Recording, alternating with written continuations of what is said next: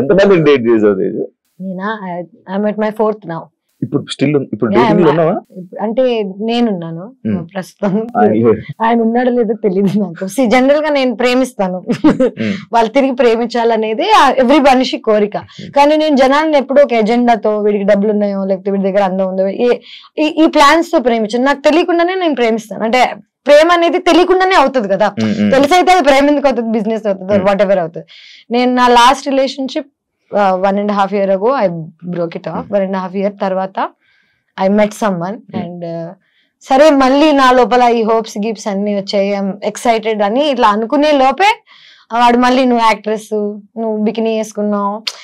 నేను same face చేసిన struggle మళ్ళీ ఫేస్ అవుతుంటే నాకు ఇంకా అర్థం కావట్లేదు నేను ఏం చేయగలుగుతాను. లైక్ ఇప్పుడు నా లైఫ్ అంతా మార్చేయలేను, సడన్ గా నేను ఇప్పుడు డిఫరెంట్ అమ్మాయి అయిపోలేను, నన్ను నాలా యాక్సెప్ట్ చేసే వాళ్ళు కావాలి.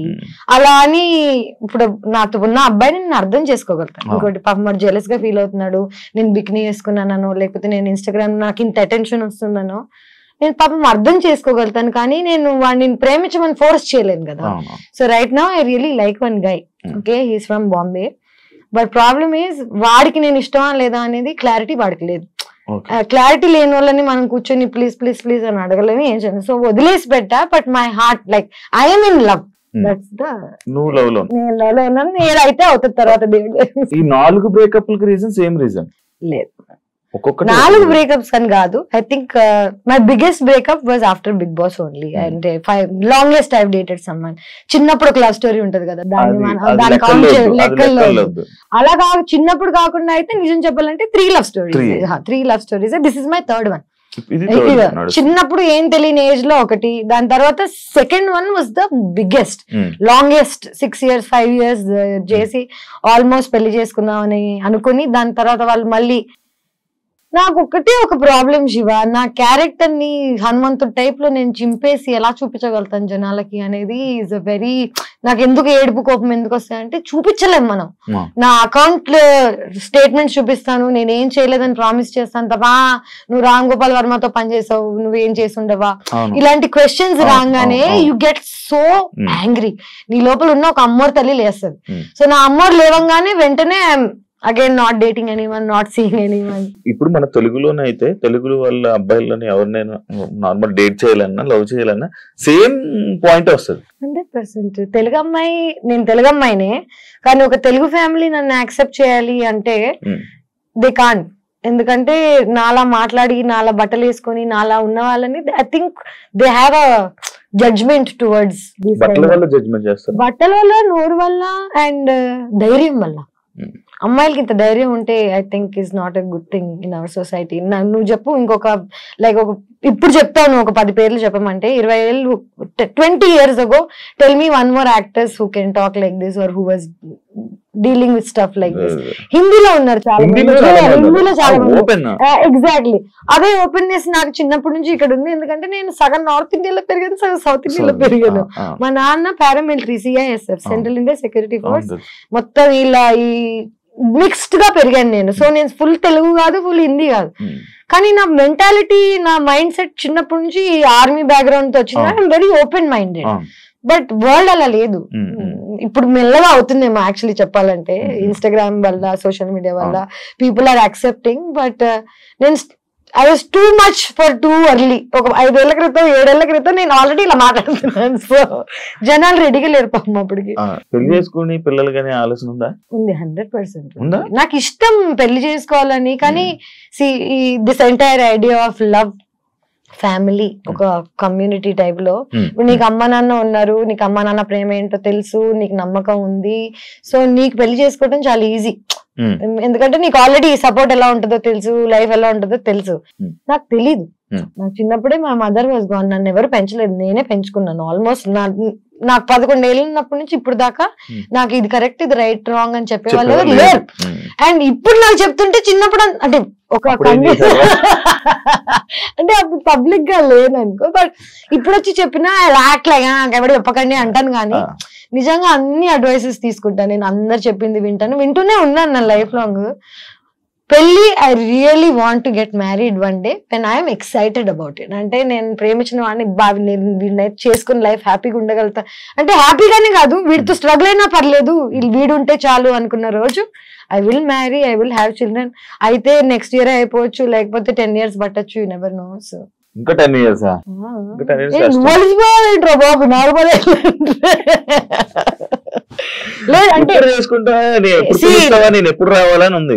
నీకేంటి పెళ్లి ఊరికి పార్టీ కావాలో చెప్పు పుష్ప, నీకు ఊరికి మంట కావాలంటే సాయంత్రం తీసుకెళ్తాను, దానికి నా పెళ్లి చేయాల్సిన అవసరం లేదు. ఇవన్నీ కాకుండా this latest guy that I was dating, first కలిసినప్పుడు ఈ వాజ్ వెరీ, నాకు నీ నవ్విష్టం, నాకు నువ్వు ఎంత ఓపెన్ గా ఉంటావు నచ్చుతుంది ఇది అంటే వావ్ ఫైట్ లేదు దొరికాడు అనుకున్నాడు. వాడు వెంటనే వాళ్ళు మారిపోయాడు 8 నెలల తర్వాత. నేను ఇలా అంటే ఐ థింక్ అబ్బాయిలకు కూడా వాళ్ళ ఫ్రెండ్స్ వాళ్ళ చుట్టుపక్కల నా గురించి అందరికి ఏం కావాలి, సేఫ్టీ కావాలి. వాళ్ళ అమ్మాయిని ఎవరు జడ్జ్ చేయకూడదు ఒక మాట, కానీ అలా కుదరదు కదా. నేను already I'm set personality, good name తో పాటు బ్యాడ్ నేమ్ 100% వస్తుంది. నాకు లక్కీగా బ్యాడ్ నేమ్ ఎక్కువ ఉంది కాబట్టి పీపుల్ ఆర్ స్కేర్డ్. అండ్ ఇవన్నీ దాటి నన్ను ఎవరైనా ప్రేమించగలిగితే, యాక్చువల్లీ ఇవన్నీ దాటి నన్ను వాడు ప్రేమించగలిగితే పెళ్లి చేసుకుంటాను. ఇంకెవరు ప్రేమించిన హార్ట్ కి నచ్చిన వాళ్ళని చేసుకోకుండా నేను ఇంకా ఏ రీజన్ కి చేసుకున్నా అది 2 weeks 3 weeks కన్నా నాకు తెలుసు కదా నా గురించి. కాదు నాకు తేజ, నాకు నార్మల్ గా అడగాలి, నేను తేజు తేజు అని పిలుస్తాను, నాకు అలవాటు. ఫస్ట్ వాళ్ళు ఎవరు అడిగాడు, నాకేమో ప్రాబ్లం చెప్తున్నాను. నీకు ఎంత దూరం ఉన్నా వినిపిస్తాయా, లేకపోతే నువ్వు ఎలా? నాకు చిన్న నేను 2 నెలలు తక్కువ పిల్లని, నెల తక్కువ వాళ్ళు అంటారు కదా, 2 నెలలు తక్కువ, 7 నెలలకు పుట్టాను నేను. సో నా ఫోర్హెడ్ వాట్ ఎవర్ ఇంత ఉండేది ట్రాన్స్ప్లాంట్ చేసిన, వీటన్నిటికి రీజన్స్ ఏంటంటే ప్రీమచ్యూర్ గా పుట్టాను నేను. సో ప్రీమచ్యూర్ గా పుట్టిన వాళ్ళకి జనరల్ గా మూగ వాళ్ళకి లేకపోతే చెవిటి వాళ్ళకి వేరే సెన్సెస్ ఎక్కువ ఉంటాయి. నాకు ఇంట్యూషన్ ఎక్కువ, నాకు దూరం వరకు వినిపిస్తాయి తెలుసా, యూ వోంట్ బిలీవ్ ఇట్. నేను ఇక్కడ కూర్చుని ఉన్నాను అనుకో, పార్క్ లో ఎవడైనా ఏదో మూలలో మాట్లాడుకుంటుంటే వాడు ఏం మాట్లాడుతున్నా నాకు వినిపిస్తుంది.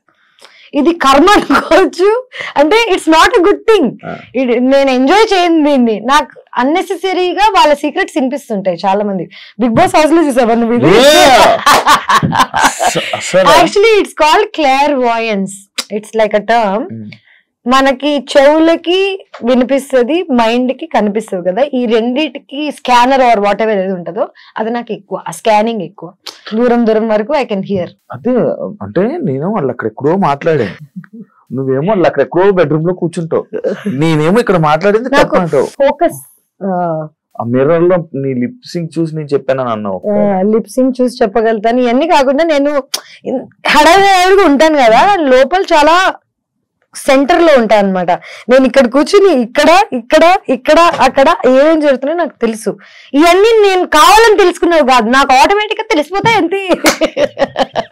నాకు అన్ని తెలిసిపోతాయి అంతే. అమ్మాయి డైలాగ్ నేను ఇప్పుడు ఏదో అనుకుంటున్నా చెప్పాను, ట్రై చేయొచ్చు యాక్చువల్లీ. కానీ మళ్ళీ నన్ను ఇప్పుడు ప్రాడిజీ టైప్ లో నన్ను దీనికోసం తేజస్విని పిలవండి, ఆ అమ్మాయి చెప్తుంది ఫ్యూచర్ టైప్ లో కాకుండా, నేను జనరల్ గా జనాలని నీలో నన్నే చూసుకుంటాను అనమాట. సో నా ఈజీ ఫర్ మీ, నువ్వేం ఆలోచిస్తున్నావు, నువ్వు ఏ సిచ్యువేషన్ లో ఉన్నావు. బిగ్ బాస్ లో ఏంటి అందరు కకృతి కాదు కదా, ఎవడేం ఆలోచిస్తున్నాడు తెలుస్తుంది మనకు ఆల్రెడీ, ఎవడేం ప్లాన్ చేస్తున్నాడు. సో ఒక ఆ ఐడియా ఉన్నప్పుడు ఈజీ టు అండర్స్టాండ్. బట్ ఇప్పుడు ట్రై పర్లేదు, కెన్ ట్రై. ఏదో సాక్షి అన్నావు తెలియదు,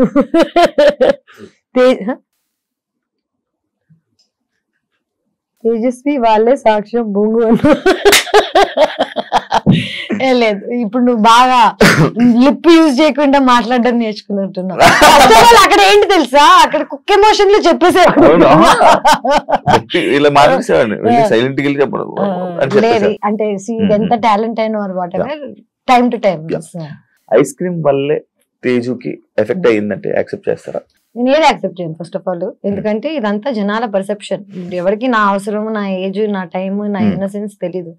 నీకు 21 years ఉండగా నువ్వు ఫస్ట్ మూవీ మహేష్ బాబు, వెంకటేష్, సమంత ఎంత పెద్ద క్రూతో చేసావు. Second movie heart attack, Spain కి వెళ్ళి షూట్ చేశాను. Third movie Kerintha, fourth movie Ram Gopal Varma నిన్ను యాక్ట్రెస్ చేస్తాడంటే చిన్నప్పటి నుంచి రంగీలా గింగిలా చూసిన అమ్మాయిని నేను నా లైఫ్ మారిపోతుందా అనుకుంటానా అనుకున్నా. అది ఇలా మారుతుందా అనుకోలేదు. కానీ good or bad it was an experience for me. And Ram Gopal Varma లాంటి మనిషితో పనిచేసి ఇంకా ఇన్ని సంవత్సరాలు నేను సర్వైవ్ అవుతున్నానంటే అది నా టాలెంట్ అనే చెప్పుకోవాలి. అండ్ ఆయన he was a genius at one point of time. ఇప్పుడు ఎవరు ఒప్పుకోరేమో because of whatever is happening. Social media అని కాదు, ఆయనే మారిపోయారు.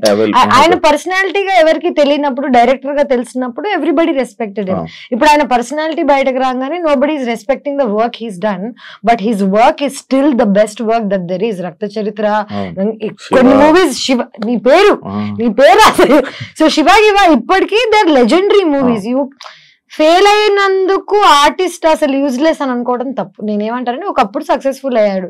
అదే తేజస్వి 30 ఏళ్ల క్రితం పుట్టుండి రామ్ గోపాల్ వర్మతో పనిచేసి ఉంటే it would be different story. నేను నవదీప్ ఇద్దరం వెళ్ళి we believed in him, we worked, didn't work out. Okay, కానీ నిజం చెప్పాలంటే నన్ను జడ్జ్ చేయడానికి 90% దట్ వాజ్ ద రీజన్. ఎందుకంటే ఆయన ఒక ఇది రిలీజ్ చేశాను నేను సినిమాలో న్యూడ్ అయ్యానని. ఒకవేళ సినిమాలో న్యూడ్ అయినా థియేటర్ లో వేయలేం కదా, సెన్సార్ కదా. జనాలకి న్యూడిటీ, బట్టలు వేస్తున్నావు ఇట్లాంటివి చెప్తే వెంటనే సో ఇది రామ్ గోపాల్ వర్మ చిన్నప్పుడే క్యాచ్ చేశాడు. ఆయన ఏం చేశాడు, ఆయనకి జనాలను ఎలా షేక్ చేయాలో తెలుసు, ఆయన షేక్ చేశాడు. నన్ను మధ్యలో పెట్టుకుని షేక్ చేసినందుకు వల్ల నేను యాజ్ అ పర్సనాలిటీ నేను ఈ రోజు ఇంత స్ట్రాంగ్ అయ్యానంటే నేను చిన్నప్పుడే అది ఎదుర్కోవడం వల్ల.